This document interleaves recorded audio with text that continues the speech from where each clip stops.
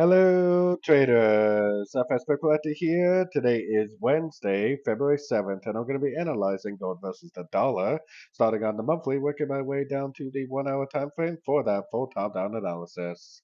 So on the pound dollar, I actually still think this is a 1. I believe this is a wave 2. I think we're in a wave 3 right now, and I believe that that wave 3 has got a lots and lots of upside potential.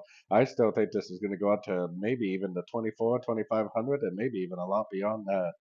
So taking it down to the weekly time frame. On the weekly time frame, like I said, I think this five-way pattern to the upside ending right here is a wave 1. I think this is a big ABC crescent wave 2. I believe we're already in a wave 3.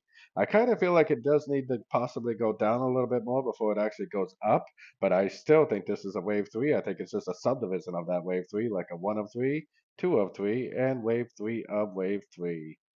So taking it down to the daily time frame. On the daily time frame, it's actually a little hard to see this. It's a little easier on the full hour, but I think it's three ways down, three ways up. I think it's going to lead to one, two, three ways down, and this is going to be a W, an X, and a Y pattern, which I think is possibly going to take it all the way down to about the 88% before we continue the uptrend.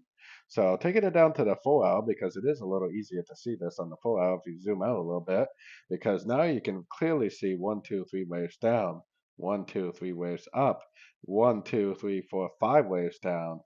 A, B, C, X, A, B, C. I think that's a double zigzag. So we got an A, we got a B, and I think we're currently in a wave C of wave Y, which I still think is going to go down towards that 1960, maybe even 1950 area to end this wave C of wave Y. Probably even take out this low over here before we do get that big rally to the upside. So taking it right down to the 1 hour time frame. 1 hour time frame, we definitely got a very corrective looking move right here. In this type of circumstance, I would just throw a trend line on there. And if we get a breakout retest, I would actually go long. There's a ton of liquidity sitting up here on this big candle. So I still think the 61% is kind of a likely area for this to go before it actually does continue down. Kind of seems to me like we're at a 1 and a 2 and then a wave 3 of wave C, which this is a wave C of wave Y based on what I was explaining on the 4 hour and the daily time frame. So definitely be a little bit cautious. Some of the other dollar pairs kind of look like they already made an ABC crescent. So if it doesn't break that trend line like I was just explaining and it keeps on going down, then I would definitely be looking for shorts and holding shorts.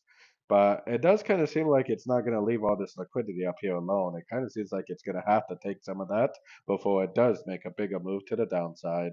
Either way, I think that the trend is down on like the 4 hour and daily. And then if you go up to like the weekly and monthly, I think that we are in a big wave 3 to the upside.